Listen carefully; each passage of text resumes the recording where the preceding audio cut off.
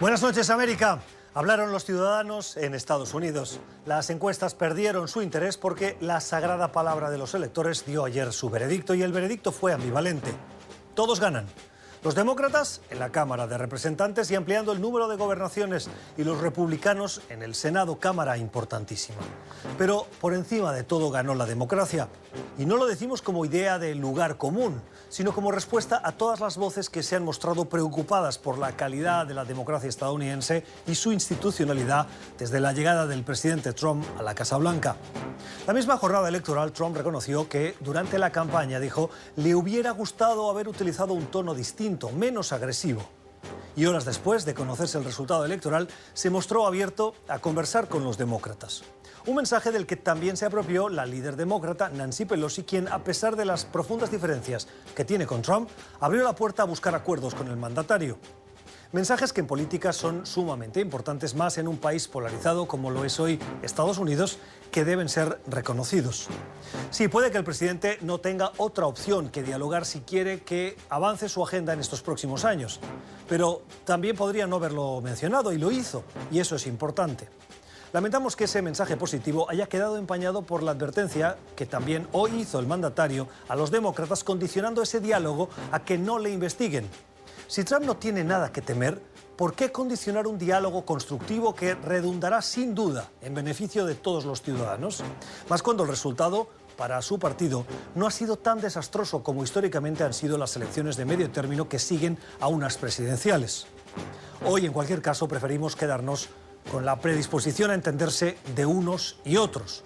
Por encima de las diferencias de partidos, legítimas y necesarias, están los ciudadanos, quienes precisamente ese es el mensaje que han enviado a los dos partidos. Son las 8 en Bogotá, Lima, Quito y la costa este de Estados Unidos, y las 10 en Buenos Aires y Santiago. Y esto es Poder Latino. Bienvenidos.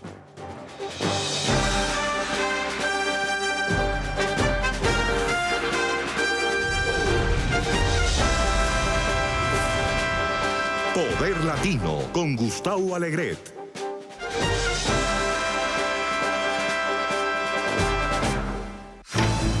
Tiempo para poner los pies de página a las noticias, y esas noticias hoy nos llevan a los datos de esa jornada electoral en Estados Unidos. Vamos a ir por partes.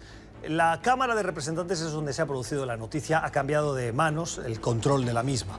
Estaba en los republicanos y ahora están los demócratas. ¿Qué pasaba antes? Los republicanos tenían 241, han bajado por debajo de 200, 196, en función de que algunas contiendas aún están abiertas. Y los demócratas, que necesitaban 23 para recuperar, tenían 194 y tenían que superar los 218. Ya lo han hecho, si bien hay algunas contiendas que están aún abiertas, aunque todas estas que están pendientes fueran republicanas, ese control quedaría en manos demócratas. ¿Qué nos dice el mapa? El mapa nos dice que la población conservadora en Estados Unidos que vota republicano se concentra en el interior. Las zonas interiores de Estados Unidos son zonas rurales y la población vive en zonas de manera más dispersa. Por eso el color es más rojo si nos fijamos en la extensión del color, donde se concentra gran parte de la población. Y la Cámara de Representantes es el reflejo de la población de Estados Unidos. En las zonas de las costas, Washington, California, Oregón, a nadie se le escapa que estos dos estados, Washington y California, son claramente demócratas, aunque estén un poco teñidos de rojo, pero aquí es donde está gran parte de la población de Estados Unidos. ¿Dónde más está? En la zona de la costa este, y fundamentalmente el apoyo demócrata se ha focalizado en la zona nordeste del país, en estados como Massachusetts, en estados como Rhode Island, Connecticut, Nuevo Jersey o incluso el estado de Delaware. Estas son las zonas donde se concentra la población del país. También encontramos, lógicamente, en las zonas de Michigan, de Wisconsin, de Montana, que de alguna u otra manera, y ahora lo veremos en las gráficas del Senado, que son estas, la población también le ha dado el voto a los demócratas. Estas son las elecciones que se produjeron ayer en el Senado. Cada estado tiene 2 senadores, al margen de la población que tengan. El control está en 50. Los republicanos tenían 51 y han aumentado como mínimo 2. Hay algunas carreras que aún están abiertas y por lo tanto el dato seguro es de 51, el control está asegurado para los republicanos, pero hay algunas que no se han certificado finalmente, o bien porque el candidato que teóricamente ha perdido no ha concedido o ha solicitado el recuento de votos, como ha pasado por ejemplo en Florida. Los demócratas han retrocedido, tenían 49 y están en 46.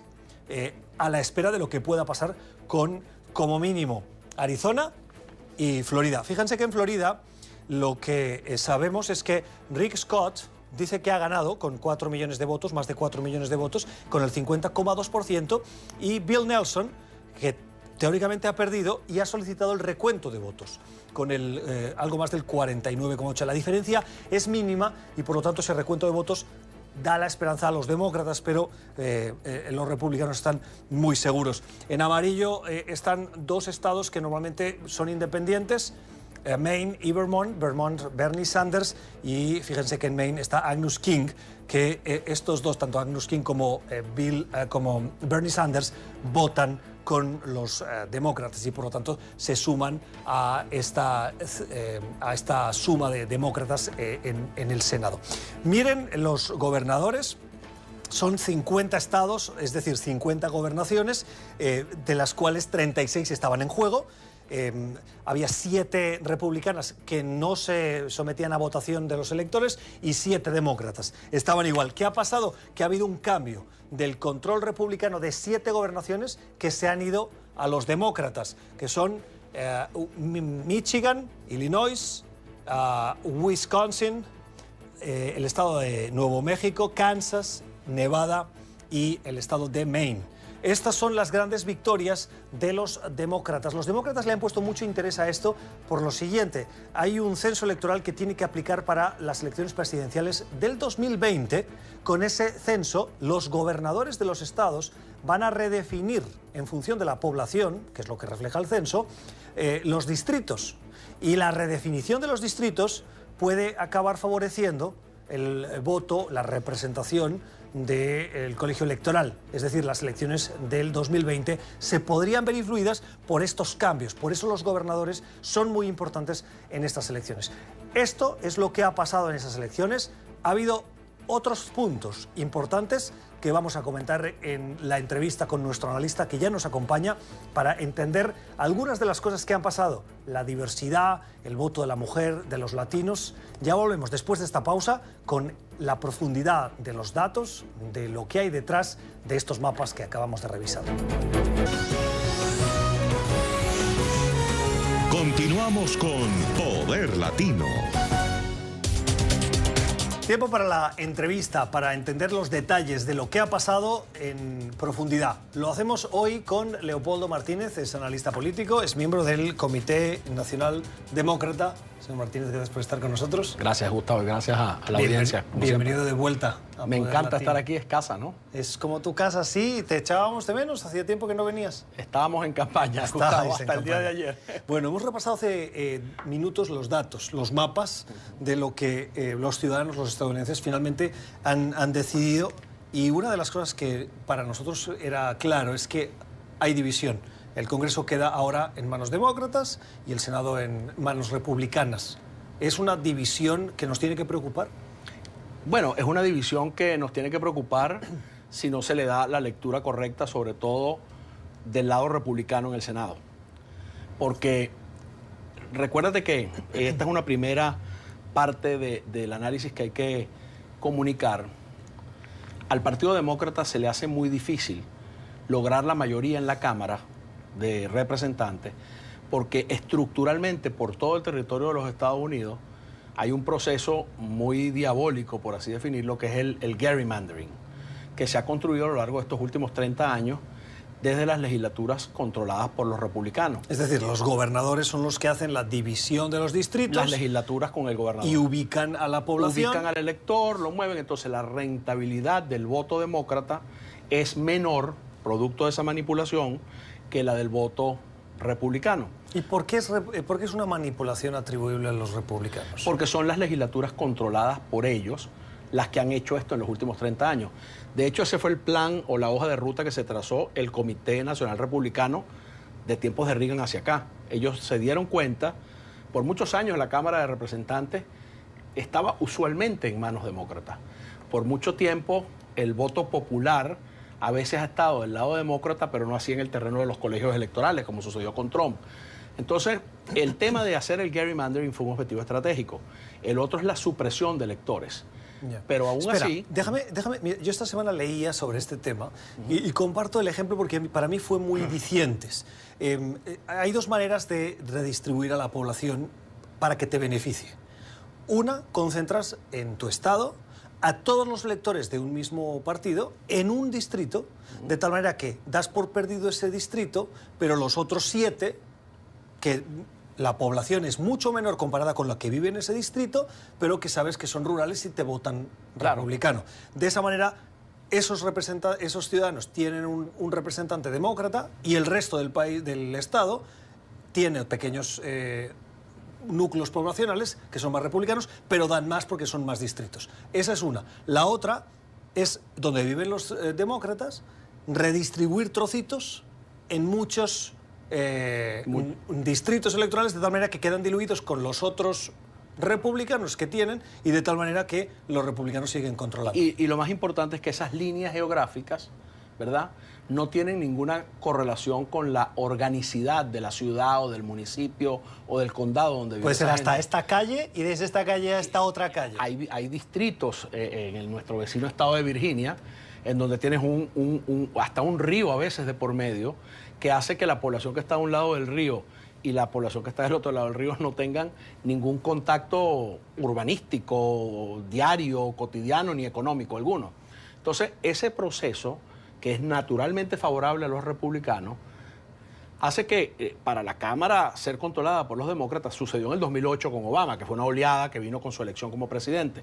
En las elecciones de mitad de periodo, cuando baja la participación, se hace aún más difícil. En esta elección del día de ayer, los demócratas lograron conquistar el control de la Cámara de Diputados de una forma bastante cómoda, por así decirlo, lo cual te indica que cuando sumas el voto popular en el país, la representación incluso que se alcanza al controlar la Cámara es menor que la que podría proporcionalmente corresponder, pero sucede entonces, cuando vamos al tema del Senado, algo diferente.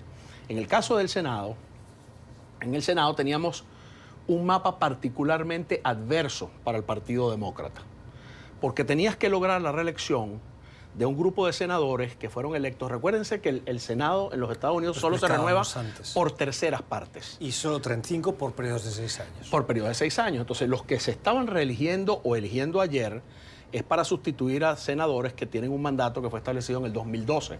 Recordemos el 2012, reelección de Barack Obama. En esa reelección de Barack Obama, que fue otra oleada de votación acompañada al liderazgo del presidente, nosotros logramos conquistar Dakota del Norte, Missouri, Indiana, ¿verdad?, que son 3 estados marcadamente, profundamente republicanos. Y si lo ves además con respecto a Trump, cuando el promedio nacional de popularidad de Trump es bajo, 40%, es muy alto en Missouri, es muy alto en Indiana, que además es el estado del vicepresidente Pence, es muy alto en North Dakota. Y sin embargo, allí hubo que entrar en una operación, en el caso de Indiana. En el caso de Indiana fueron purgados del registro electoral 400.000 electores. ¿Y el sistema para, utilizando tus palabras, purgar a alguien de un listado electoral, cuál es? El secretario de gobierno, porque en los Estados Unidos no hay autoridad electoral nacional independiente, el secretario de gobierno decidió, en este caso, también en Georgia y en otros estados, que una persona que no había votado en las últimas 2 elecciones salía del registro. Y el 70-80% de las personas afectadas por esa exclusión del registro electoral eran minorías. Eran minorías, afroamericanos, personas de la clase trabajadora. Ya. Leopoldo, ¿hubo o no hubo ola azul? Yo creo que hubo una ola azul por lo que te estoy diciendo. Es decir, se logró el control de la Cámara, que ya es una conquista importante. Teníamos un mapa muy adverso en el Senado, pero fíjate lo que pasó, por ejemplo, con las gobernaciones. La gobernación de Kansas, un estado emblemático del poder republicano, la gana una demócrata. La senaduría de Nevada la ganan los demócratas. La senaduría de Arizona se pierde por margen de 1 punto. La de Florida también se pierde por margen de 1 punto. Es decir, si yo fuera un estratega republicano en este momento, estaría viendo lo complicado que puede ser el mapa de reelección para Donald Trump, sobre todo si pensamos que Donald Trump ganó la elección presidencial en el sistema de colegios electorales porque logró unas mayorías muy estrechas en Pensilvania, Michigan y Wisconsin. Bueno, en esos 3 estados ayer se consolidó nuevamente el poder demócrata. Se retomó la gobernación de Wisconsin, se ganaron las senadurías, se ganaron los gobiernos regionales, se ganó la mayoría o la representación mayoritaria parlamentaria del Congreso, es decir, el Rust Belt, como lo llaman aquí, ese cordón industrial de estos 3 estados, no compró a Donald Trump como lo había hecho en la vez anterior. Oxidado. El cinturón. Cuando veíamos el mapa, decíamos, la población demócrata fundamentalmente vive en zonas urbanas y en las costas, mayoritariamente, y en el centro del país vive la población más republicana, que es zona más rural. ¿Coincides?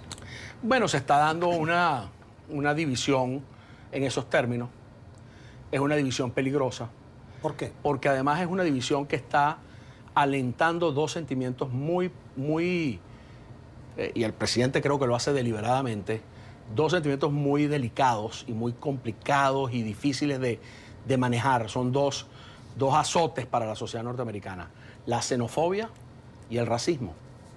Y también hay una ansiedad. ¿Pero eso está vinculado con vivir en zona rural o zona urbana? Sí, porque la rentabilidad de Trump tiene mucho que ver con esto de eliminar la ciudadanía a los hijos de los inmigrantes, la idea de que los inmigrantes son un peso para la sociedad americana, la idea de que el problema de los Estados Unidos está en la competencia desleal de China o en el acuerdo comercial con México.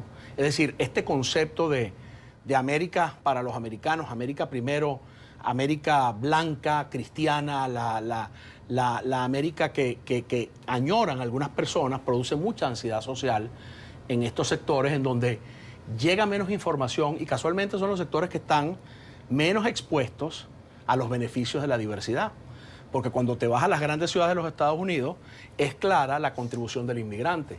Para quien vive en Nueva York, en Los Ángeles, por favor, California es la 8ª economía del mundo, sola, y es un estado de inmigrantes. En Texas, cuando te vas a las capitales de Texas, San Antonio, Houston, Dallas, Austin, las ciudades importantes del estado, las grandes ciudades, alcaldes demócratas, diversidad, prosperidad, una economía que gira hacia nuevas cosas. Cuando te vas al interior del estado, en donde no hay ese contacto con la diversidad, la manipulación de que es más fácil. Entonces, ese sentimiento para mí es muy peligroso y Trump lo está explotando como otros líderes en el mundo de la extrema derecha: xenofobia, racismo, el sentimiento nacionalista mal entendido. Hablas de diversidad. Tenemos a la mujer más joven elegida para el Congreso, Alexandria Ocasio-Cortez. Tenemos al primer gobernador homosexual.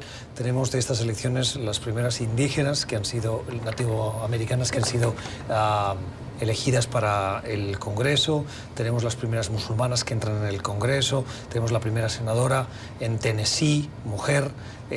Las primeras legisladoras latinas en Texas. La diversidad también es uno de los titulares de estas elecciones de medio tiempo. Es uno de los titulares y viene acompañado de la gestión política del Partido Demócrata. Y en la medida en que los Estados Unidos se va pareciendo más a esa sociedad diversa y plural que se expresa en la elección de esos liderazgos, va a haber mayor demanda de representación y de empoderamiento de esos sectores. Ayer se eligieron 6 miembros nuevos del Congreso de los Estados Unidos de origen latino y algunos de ellos lograron derrotar a republicanos en distritos usualmente en manos de ellos. Por ejemplo, en Florida, Debbie Mucarsel, que es originaria de Ecuador, derrota a Carlos Curbelo. Donna Shalala, que no es latina, con el acompañamiento del voto latino, derrota a María Elvira Salazar. Y fíjate tú que el discurso que ofrecían los republicanos al elector latino en Miami, en el distrito de Miami, era un discurso que básicamente reeditaba la narrativa de la lucha contra el régimen cubano, la lucha contra los regímenes satelitales del régimen cubano, como el caso de Venezuela. Pero en el caso del gobernador de Florida, por ejemplo, a pesar de tener un mayoritario apoyo latino, no fue suficiente. Porque obviamente el peso de la población latina no es suficiente. Y los niveles de participación electoral pueden también mejorar. Pero el voto latino en los Estados Unidos, a ver, en estas elecciones debe haber estado en el orden de 76% a favor de los demócratas. El voto cubano-americano, incluso en el propio espacio de Miami, Miami-Dade y toda esta zona, no alcanzó a más del 50% la participación a favor de los republicanos. O sea que la agenda latina está marcando hacia el sector político un deseo de inclusión, un deseo de una política pública que ofrezca oportunidades, el tema de salud pública, el tema de educación pública, y esos temas no están presentes en la narrativa de muchos líderes del Partido Republicano. Por primera vez en el Congreso, en la historia, va a haber más de 100 mujeres entre los representantes del Senado y de la Cámara. ¿Qué nos dice eso?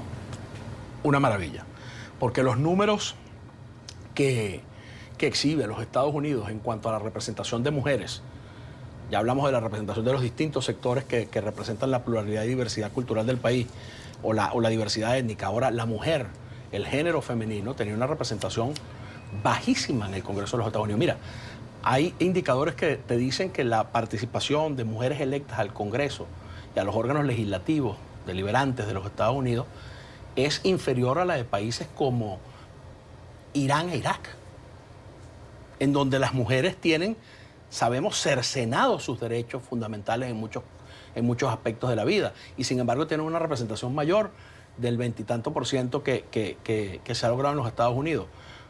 En el grupo de latinos que fueron electos, o latinas que fueron electos el día de ayer, dominan las mujeres. Alexandria Ocasio, que viene por Nueva York, Verónica Escobar y Silvia García, que vienen por Texas, Debbie Mucarsel, que viene por Florida. Es decir, de 6, 4 mujeres. Te he nombrado así de entrada. La gobernadora de Nuevo México, una latina, Michelle Lujan. Todo eso es muy positivo, porque tenemos que construir una sociedad en donde no solamente las políticas públicas vayan en la dirección correcta o en la dirección que expresa los consensos de la sociedad, sino también toda la sociedad se tiene que sentir reflejada en su gobierno. Tiene que sentir que el gobierno es un espejo de cómo luce la sociedad.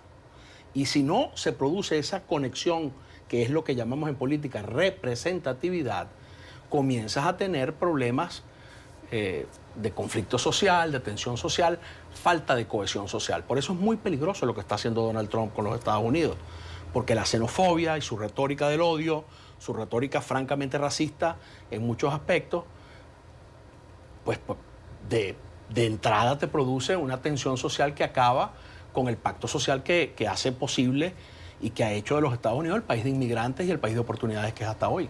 Hablemos de Florida. Se aprobó la enmienda 4.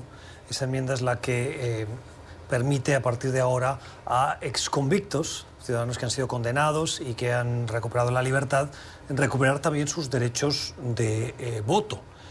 ¿Qué impacto va a tener eso? Si no recuerdo mal, estaban en casi 1,5 millones de electores, ¿no llega? 1,5 millones de personas que se registrarán, que ejercerán su derecho al voto pronto en la Florida. En los estados donde esto ha sucedido, como en Virginia, por ejemplo, se produjo un importante incremento en la participación electoral y en el voto a favor de propuestas políticas progresistas. Gente que está preocupada por esto de tener una sociedad de oportunidades y una sociedad incluyente. Hay gente que maneja este tema con unos discursos y con unas respuestas que a mí me resultan un poco odiosas, porque gente te dice, ¿cómo le van a dar derechos políticos a alguien que ya cumplió su condena penal? Bueno, para empezar ya la cumplió. Ya pagó con su condena todo lo que la sociedad le exigió como responsabilidad por lo que haya hecho. Pero aquí hay algo muy importante, que es el tema de la segunda oportunidad para la gente. Y por otro lado, pensemos en esto, pensemos en que en los Estados Unidos no le estamos poniendo ninguna restricción a cualquier persona para que compre un arma, pero le estamos en algunas partes negando el derecho al voto.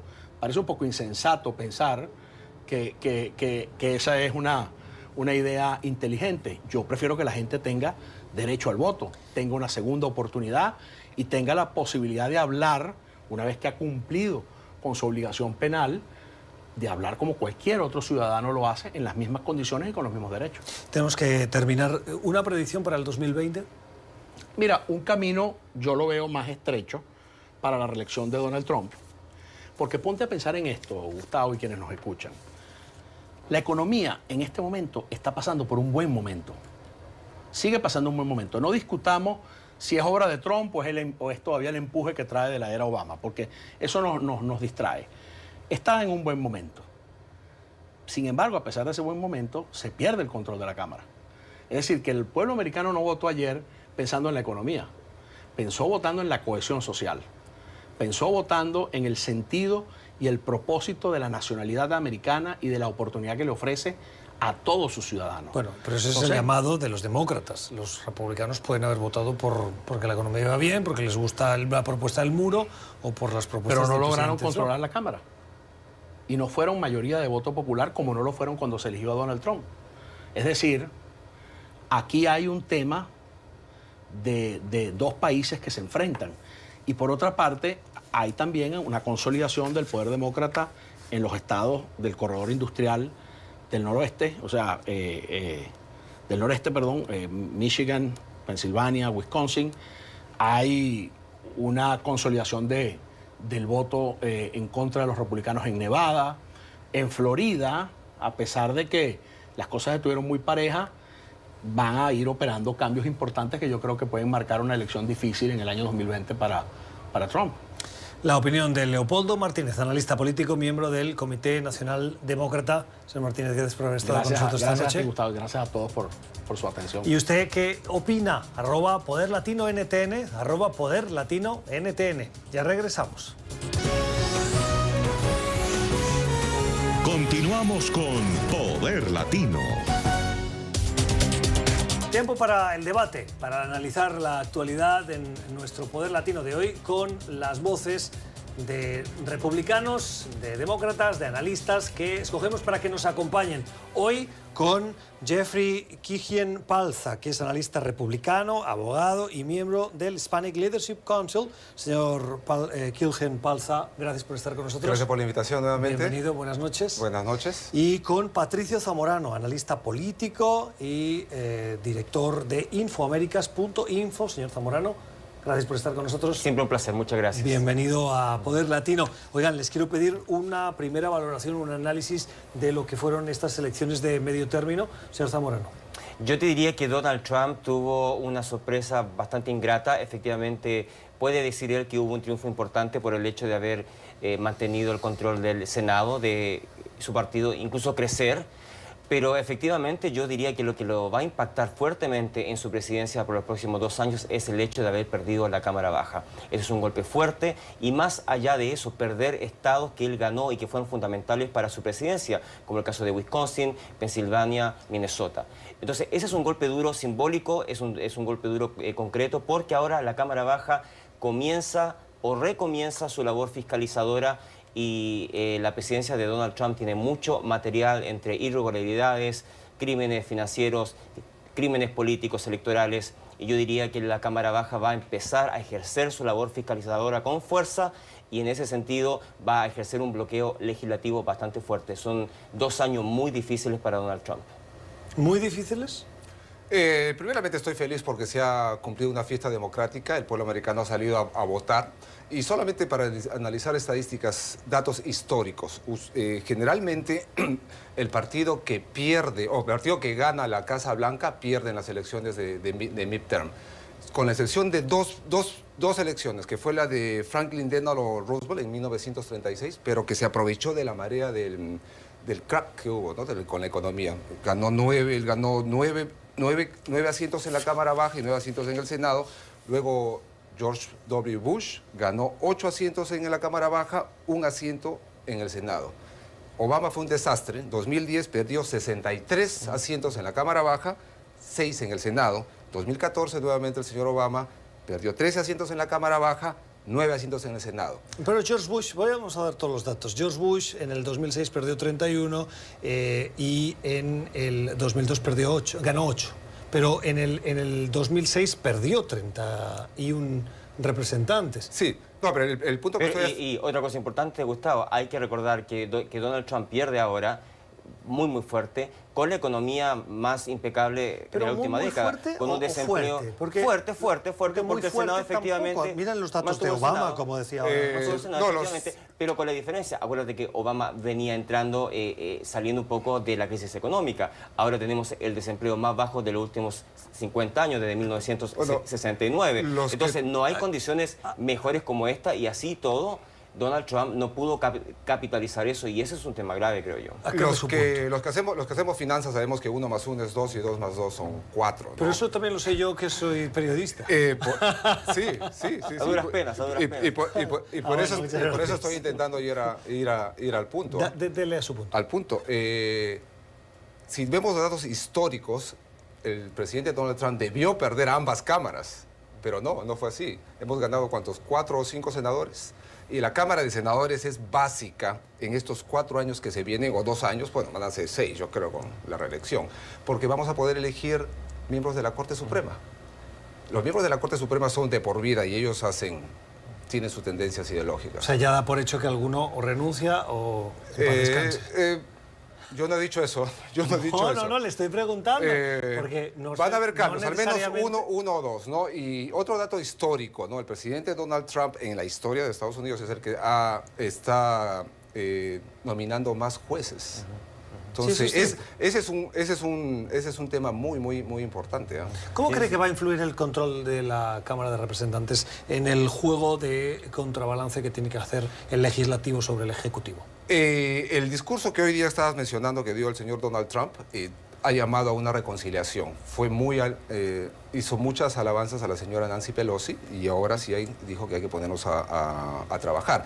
Estoy en desacuerdo acá con el señor Zamorano, que dice de que la Cámara Baja va a dedicarse a bloquear. No, tiene que dedicarse a gobernar, mejorar la economía, la economía está muy bien, mejorar el empleo. Ahora tienen que subir los salarios, porque estamos de desempleo cero. 3.7% de desempleo equivale a cero, porque es el margen de error, si hablamos de estadísticas. Se han arreglado y se han negociado muchos tratados de libre comercio que la administración anterior dijo que eran imposibles. Y lo mismo que el señor Obama dijo que era imposible que la economía creciera más de 3%. Pero señor Quijano-Empalza, cuando usted hace ese llamado a que la Cámara de Representantes sea una Cámara que construya con el Ejecutivo, ¿le hubiera dicho lo mismo a la Cámara surgida del 2012 con los movimientos del Tea Party, que está demostrado, lo que usted está diciendo es lo que puede pasar, no sabemos si va a pasar o no? Muy probablemente pase que haya obstrucción por parte de los demócratas, pero no lo sabemos. Lo que sí sabemos es lo que vimos, y vimos un Congreso impulsado fuertemente por una base de la derecha más radical de este país, en movimientos del Tea Party, que forzaron electores muy conservadores. No, la derecha radical. Yo te he dicho que no existe, porque tienes que darme un ejemplo, ¿no? Un concepto. Donald Trump. Pero... Eso lo ha dicho usted. Pero... Efectivamente, Donald Trump. Eso sucedió en el 2012. Ya deja el pasado. No vale decir que al que viene tiene que hacer un comportamiento cuando los suyos en el 2012 tuvieron un comportamiento precisamente contrario al que está llamando. Pero no tenías la economía que tenemos ahora. ¿Tenías cuánto de desempleo? ¿9%, 10% de desempleo con el gobierno de Obama? 9%, ¿no? De desempleo.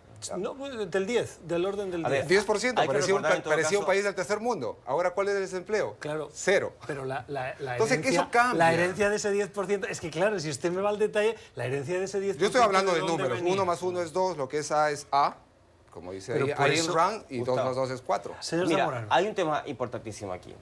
Esta fue la elección y la campaña de elecciones de medio término más polarizada y más radical. Todas las campañas son polarizadas, todas son radicales. Pero esta especialmente es política. Radicalizada desde el propio presidente Trump, que nos invadió con mentiras, con inexactitudes, con una serie de satanizaciones. Satanizó a los inmigrantes que venían desde América Central, satanizó a la propia Nancy Pelosi. Es una caravana de invasores.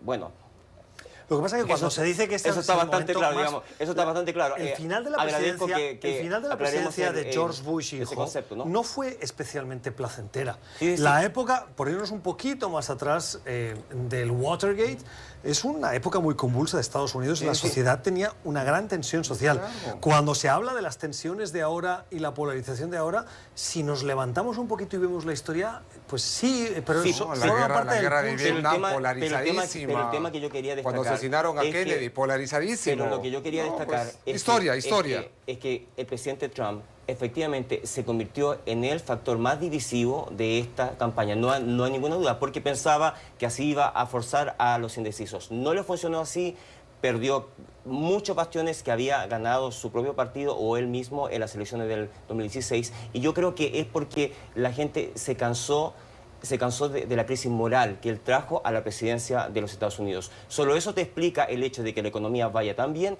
y que él sea castigado y pierde la Cámara Baja, porque perdió bastiones que había ganado por 10, 15 puntos. Entonces, ¿qué te da eso? Él jugó a la división. Y los llamados que está haciendo ahora a la unión con Nancy Pelosi. Nancy Pelosi fue una de las más atacadas durante toda la campaña, especialmente por el propio presidente Trump, que no puede borrar los twitters que él mismo escribió, ofendiendo personalmente a Nancy Pelosi. Entonces, él sabe que viene un camino duro, por eso es que está haciendo estos llamados a la unión, que yo digo que es imposible borrar lo que se estaba diciendo hace 48 horas atrás, ¿no? Vamos a cambiar de tema. Hoy se ha conocido la renuncia forzada o la renuncia a solicitud del presidente del fiscal general Jeff Sessions. En la carta que ha hecho pública en la misma oficina del fiscal general, la carta dice textualmente: querido presidente, por su petición le entrego mi renuncia. ¿Qué consecuencias va a tener y qué mensaje lanza el hecho de que el presidente le pida la renuncia al fiscal general? Usted tiene el derecho, el presidente, de pedir la renuncia de cualquier miembro de su gabinete, ¿no? Le he dicho, por favor, da un paso a costado, y el señor Sessions la ha aceptado y le ha enviado su carta. Es una persona más calificada, ¿no? Yo diría que Jeff Sessions fue víctima de su propia moralidad. Hay que recordar que él ha sido ofendido constantemente por el presidente Donald Trump desde que él se abstuvo.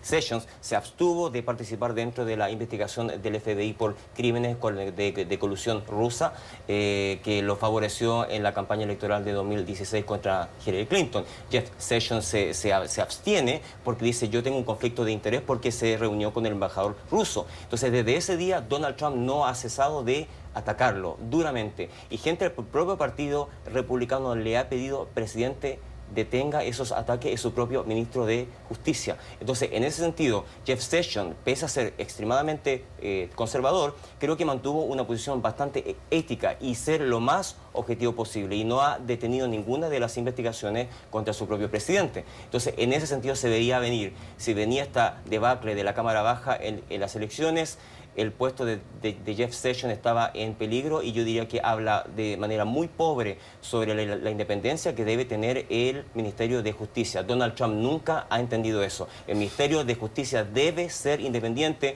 porque maneja la justicia y la investigación del FBI también de este país. Llevan 2 años de investigación, o un poco más de 2 años, y no se llega absolutamente a nada, ¿no? En una investigación... No, hay mucho avance, hay mucho avance. No puedes estar investigando a una persona para siempre. Ese es parte del debido proceso. El debido proceso consiste en esto: yo te investigo y te digo, te voy a investigar por este cargo y te voy a investigar Perdón, un cierto hay periodo más de 20 tiempo, personas ya y ahí termina todo. Procesadas. Pero no puedes estar investigando a una persona por la eternidad, porque eso se llama cacería de brujas. No, eso se llama historia. Acuérdate que con Richard Nixon tardó 3 años. Así que estamos todavía en un proceso de investigación que es muy compleja, y yo diría que Mueller, el fiscal del FBI, está haciendo un trabajo excelente, en silencio, avanzando mucho, arrestando a mucha gente, cerrando el círculo de Donald Trump, y de eso no hay ninguna duda, es cosa de tiempo, ¿no? Señor Quijén-Balza, Mejor me llamas Jeffrey nomás. Jeffrey, sí.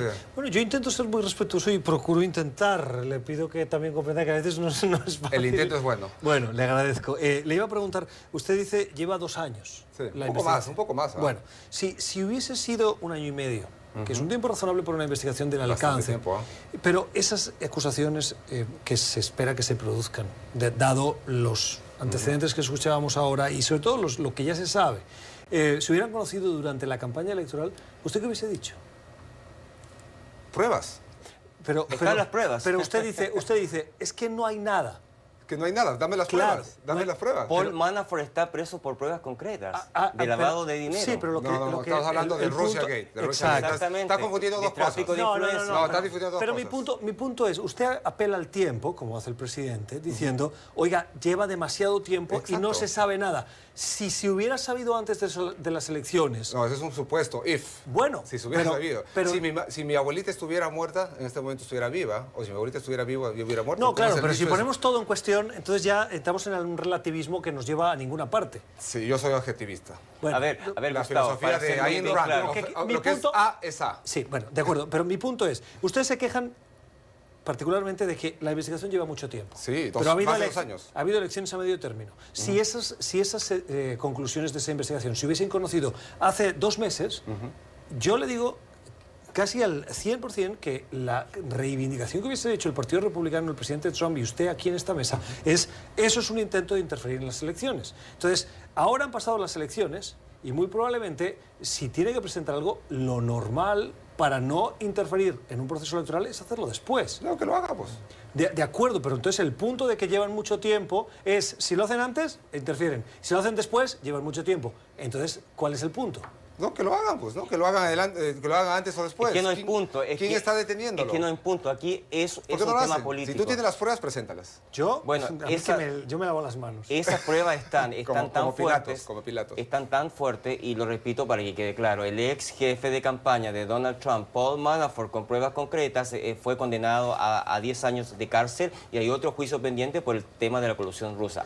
Todas las pruebas están. Todavía no hay condena. ¿Te acuerdas que hablemos, de eso, no? Hablemos mejor de cómo valorar políticamente un proceso judicial que es concreto, ¿no? Que es bastante concreto. Listo, hasta aquí las opiniones de nuestros analistas. No tenemos más tiempo, viene que da para mucho. Les proponemos que vuelvan en otra oportunidad.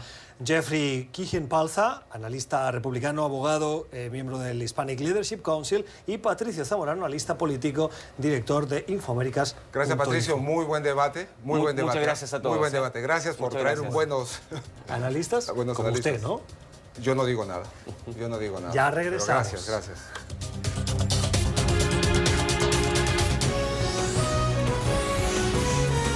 Continuamos con Poder Latino. Tiempo para la recomendación cultural, como siempre, de la mano de Alexandra Colón Mil. Alexandra, buenas noches. Buenas noches, Gustavo. ¿Con qué nos seduces hoy?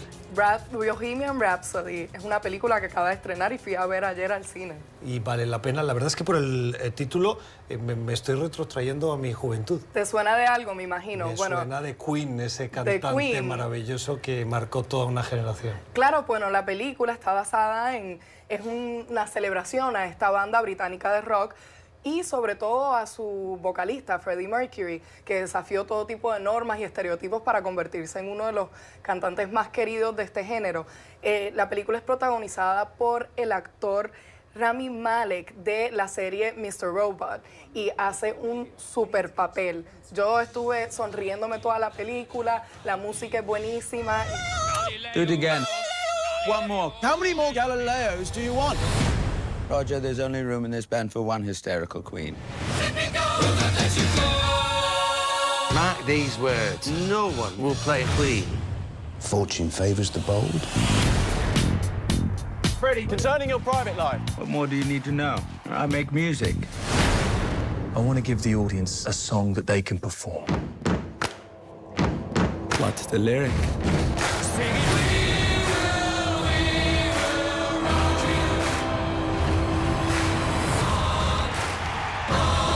Ready, Freddie?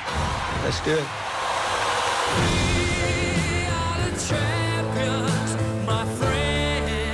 You need to slow down, Fred. I just need a bit of time. But if I don't have time?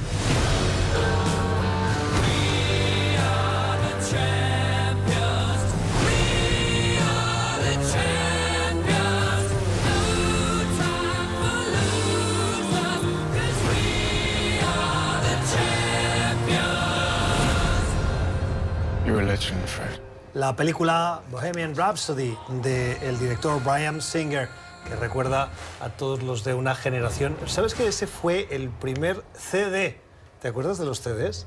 Sí. Esos disquitos pequeños que... ¿Me acuerdo? ¿Sí? Bueno, pues era doble. Venían 2 y yo fue uno de los primeros que yo me compré en mi juventud. La verdad es que vale mucho la pena la música de Queen y la pérdida de Freddie Mercury fue llorada, más allá del Reino Unido, por supuesto, en todo el planeta. En todo el planeta y bueno, eso es una parte que la película toca y esa batalla de Freddie Mercury contra el virus del VIH-Sida, la verdad es una historia para recordar. Vale mucho la pena. La película se la recomendamos. Si usted la ha visto, háganos llegar sus opiniones, @PoderLatinoNTN. Y si quiere hacernos algún comentario sobre qué significó Queen para usted o Freddie Mercury, esa batalla que acabó con su vida en la lucha contra el virus del VIH, @PoderLatinoNTN. Mensajes que nos llegan a través de las cuentas de Twitter. Mensajes sobre los últimos programas, sobre los resultados de ayer, como estos. Se acabó el mito del voto latino contra Trump. Barrió en Florida, que es un estado con mayoría de votantes latinos. Eso demuestra que ni siquiera los venidos legalmente de otras tierras quieren una emigración descontrolada, ilegal y peligrosa. Gracias, Homero, por vernos. Sí, la inmigración ha sido uno de los temas de caballo de batalla de estas elecciones. Nos llama la atención porque yo no creo que haya nadie que quiera inmigración descontrolada, ilegal y sobre todo peligrosa. Por muy a favor que uno esté de la inmigración peligrosa, nadie la quiere, nadie la busca. Cuando hablamos de latinos, hay que siempre pensar que un latino de Nueva York o un latino de Texas o un latino de Florida son totalmente distintos. Y por lo tanto, lo hemos explicado en este programa, los latinos no son un bloque único que siempre vota de la misma manera. Hay diversidad, incluso entre los jóvenes y entre los ancianos. Eso es importante que lo sepamos. Pero sobre la inmigración también ha habido otras reacciones. Voto latino ha sido decisivo en la victoria de los demócratas en la Cámara de Representantes. Un mensaje claro para Trump. Estadounidenses son un pueblo amplio, no rezados de un subproducto fascistoide blanco ojiazul. Gracias, Gustavo. La voz de los televidentes. Sí, los latinos, pero nos fijamos sobre todo en la última parte de su comentario. Hay que subrayar, y nos gusta hacerlo, que el presidente Donald Trump es un presidente legítimo. Y los votantes que votaron al presidente Trump lo hicieron a conciencia seguramente. Y estas elecciones de medio término ha vuelto a demostrar que si bien han perdido la Cámara de Representantes, el presidente Trump sigue teniendo aceptación entre los votantes conservadores de este país.